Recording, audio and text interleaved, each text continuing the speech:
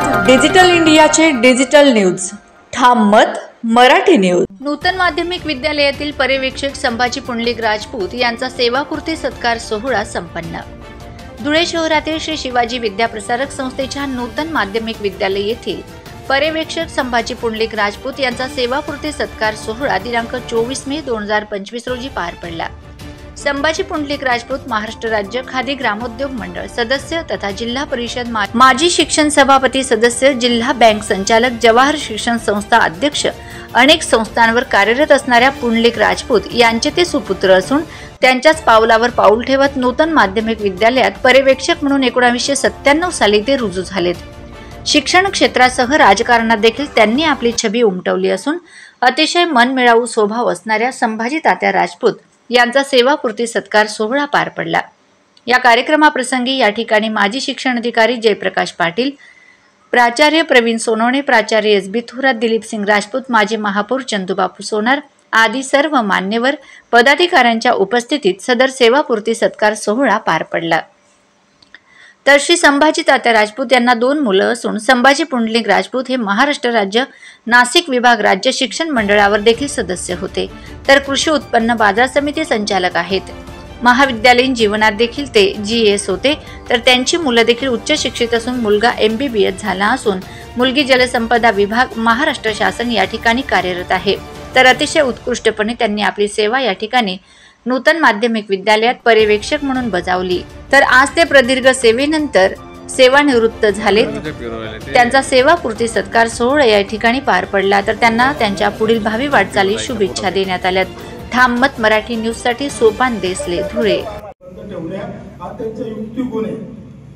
या गोष्टी सर्वांना मिळत नाही, कारण की दाजींच्या सहवासात असताना सुद्धा, दाजींच्या संस्थेत असताना सुद्धा त्यांनी इतर गोष्टी ज्याला आपण म्हणतो, कारण की पुढाऱ्यांच्या जवळ आल्यानंतर मनुष्य मापून जातो। आज तीच परिस्थिती आणि हा परिवार जमिनीवर राहिला, त्यांचे मोठे बंधू असतील, एकत्र मी बघत असतो की भावासारखे आणि मित्रासारखे असतात आणि या सर्व गोष्टी करत असताना सर्वांचे मन जिंकले असताना मी बी संभाजी राजपूत हा अतिशय आमचा आवडता मित्र आहे। आयुष्यात त्यांनी मला नाही वाटत की कोणाशी वाद घातला असेल, कोणाला शिवगाळ केली असेल, कोणाशी कपट केलं असेल, असं आपला संभाजी राजपूत आज निरोप समारंभ होतोय। दाढे साहेबांनी सांगितलं की जास्त वहिनीने द्या, पण एवढं बी वेळ देऊ नका की शेवटी ते कंटाळून जातील आणि आपल्याला बाहेर जात का नाही। कारण का ते रिटायरमेंट झाल्यानंतर माणसाला जी सवय असते 8 तास सर्व्हिस मध्ये असताना, नंतर घरी जातो, बायका पोराशी गप्पा मारतो, थोडा आनंद घेतो आणि त्याच्यानंतर वेळ मिळाल्यानंतर मित्र परिवारांशी तो आपला वेळ घालवत असतो। परंतु आता रिटायरमेंट झाल्यानंतर तुम्हाला कुठेतरी आठवून घ्या, कारण जी कामाची सवय असते ती कामाची सवयमुळे तुम्ही घरी जास्त वेळ देणार, त्याच्यात माणसाला मरगळ येते आणि शेवटी आपण काम करत असताना आपण कुठेतरी एक स्थानिक स्वराज्य संस्थेमध्ये किंवा इतर सामाजिक संस्था असतील किंवा मित्रपरिवार असेल, याच्यात तुम्ही वाटून घ्या। जास्त वेळ आपल्या मित्रपरिवारामध्ये, सामाजिक कार्यामध्ये, राजकीय कार्यामध्ये आपण त्या करते। राजकीय वारसा आपला फार मोठा आहे। दाढे साहेबांनी फार चांगल्या पद्धतीत सांगितलं, मी बी त्यांच्या परिवाराशी निगडीत असल्यामुळे मला सर्व माहिती, परंतु राजकीय वारसा ठेवू नका, कारण राजकारण जिवंत राहिला तर मनुष्य जिवंत राहतो, राजकारण संपलं मनुष्य संपून जातो। हे उदाहरण धुळे शहरामध्ये का पूर्ण महाराष्ट्रात। म्हणून आपण तेवत राहा, आपलं पुढील आयुष्य अतिशय सुखी आणि समृद्धी जावं आणि आरोग्यदायी जावं ही परम। खेडेगावातून या ठिकाणी शिक्षण घेत होतो। शिवाजी हायस्कूलला मी 5वी पासून शिकलो। त्या विद्यालयामध्ये मला एक नोकरी करण्याची संधी प्राप्त झाली। ते माझे स्वर्गीय वडील जिभाऊ आणि माझी आई यांच्या स्मृतीस मी या ठिकाणी अभिवादन करतो।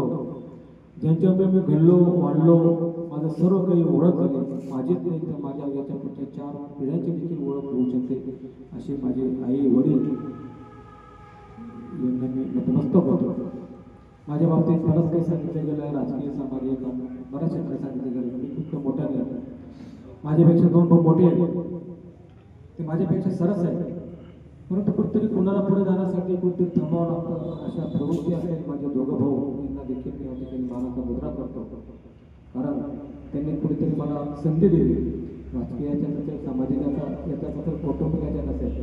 मी जरी वयाने लहान असलो तरी आमच्या परिवारामध्ये जे काही छोटे मोठे प्रसंग येतात, जे काही सुखदुःखाचे असतात किंवा तुम्ही काहीतरी विचार करायच्या वेळ आले तरी या ठिकाणी माझे दोघे मोठे भाऊ मानाने नाही, वयाने नाही तर मनाने देखील मोठे आहे, म्हणून ते त्या ठिकाणी माझे विचार नक्कीच लक्षात घेत असतात. त्यांचे मी या ठिकाणी आभार मानतो, त्यांच्या ऋणात राहतो. तसेच या ठिकाणी मी 1997 साली या SSB संस्थेत जोडला गेलो. ते स्वर्गीय आदरणीय दाजीसाहेब यांच्या माध्यमातून मला या ठिकाणी सर्व्हिस भेटली.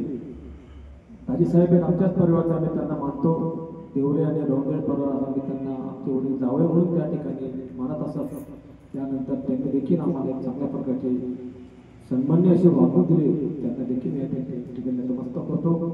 साहेबांनंतर आदरणीय कुणाल बाबा असतील, ते ज्यावेळी या मतदारसंघात फिरत होते त्यावेळी एक या ठिकाणी घेतला आजार आहे, यावेळी 7-8-10 जण आनंद आबा देखील या ठिकाणी आजार आहे. आम्ही ज्या संपूर्ण तालुक्यामध्ये युवक काँग्रेसच्या माध्यमातून प्रत्येक गावात फलकाना करायचो. एक त्यांच्याकडे बोलेरो गाडी होती, आम्ही 8 मित्रावर 5-7 गावामध्ये फिरायचो. ते आदरणीय बाबांनी देखील माझ्यावर अतिशय आजपर्यंत चांगल्या प्रकारे प्रेम केलं, सहकार्य केलं, शुभेच्छा दिल्या आणि शुभचिंतन केलं. त्यांचे देखील या ठिकाणी कार्यक्रमाच्या निमित्ताने आभार मानू इच्छितो. मित्रांनो, या ठिकाणी मी जेव्हा 1997 साली सेवेला सुरुवात केली, माझे मित्र आदरणीय जे भाग्यवान समजतो की माझ्या कार्यक्रमाने म्हणजे इतकं मोठं फोन नाही की माझे सन्मित्र या ठिकाणी कार्यक्रम अध्यक्ष आहे. ते जवाहर पेठ कॉलेजला मी आणि आबा आम्ही सोबत होतो. आबामध्ये देखील एक खूप मोठं काम आहे.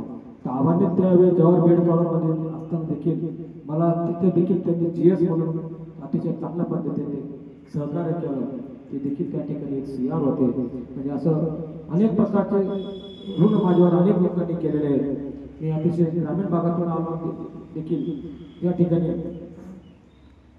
खूप मोठा गोंधळ या ठिकाणी माझ्या याच्यातून जमला. मी कार्यक्रम घेतला असता तर अनेक प्रकारचे मान्यवर आले असते, परंतु ज्यामुळे मी खांद्याला खांद्या लावून त्या ठिकाणी 24 तासापैकी 8 तास काम करतो त्या लोकांकडून तरी दुरावा निर्माण होईल की काय, म्हणून माझ्या शिक्षण क्षेत्रातीलच लोकांमध्ये मी माझा निरोप समाप्त करायचं ठरवलं. म्हणून तुमच्याशी मला जास्त काही इतकंच करता आलं नाही, म्हणून मी अतिशय छोटे कार्यक्रम या ठिकाणी आयोजित केला. महाराष्ट्रातील ताज्या घडामोडींसाठी पाहत रहा ठाम मत मराठी न्यूज. तसेच आमच्या चॅनलला लाईक, शेअर, सबस्क्राईब करायला विसरू नका.